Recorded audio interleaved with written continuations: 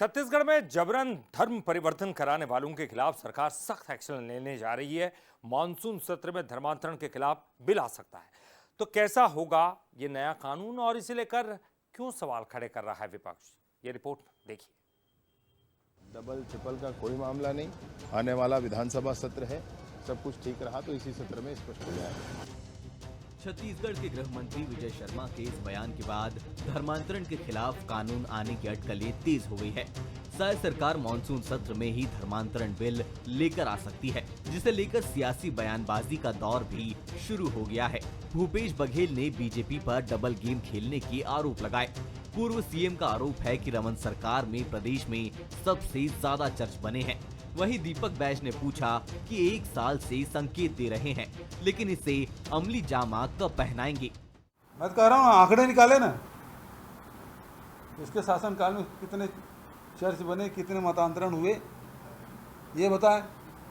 पहले हमारे शासनकाल में तो ये होता था कि आप दफनाने नहीं देते थे, अंत्येष्टि नहीं करने देते थे। तो क्या इस 1.5 साल में कोई आदमी नहीं मरा होगा? अब क्यों नहीं हो रहा है?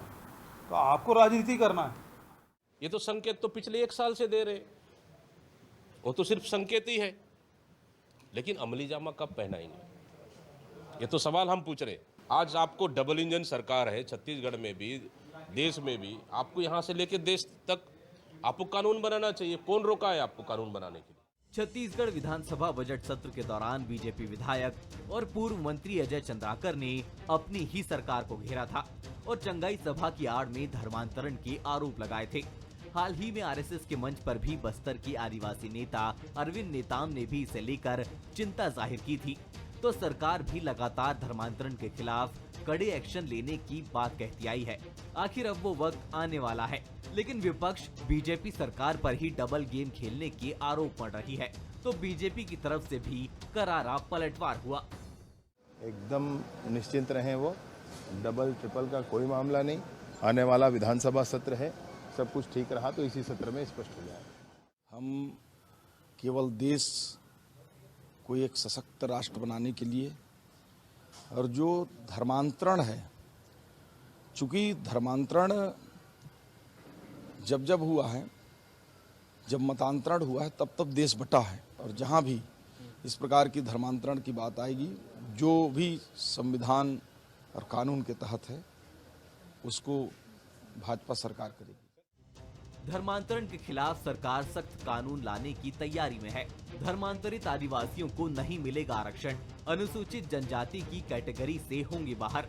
जबरन धर्म परिवर्तन कराने पर होगी 5 साल जेल, सजा के साथ ही 1 लाख रुपए का जुर्माना।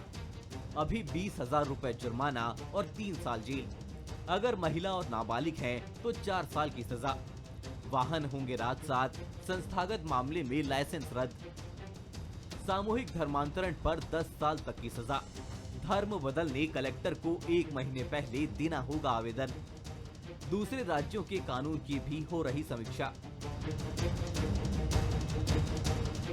छत्तीसगढ़ में धर्मांतरण एक अहम मुद्दा है। सरगुजा और बस्तर के ग्रामीण इलाकों में भोले भाले आदिवासियों को लालच देकर धर्मांतरित किया जाता है, जिसे लेकर बस्तर से रायपुर तक खूब राजनीति होती है, लेकिन कोई ठोस फैसला नहीं लिया जाता। अब देखना होगा कि सरकार कब तक धर्मांतरण के खिलाफ कानून लेकर आएगी। गौरव शुक्ला, बंसल न्यूज, रायपुर।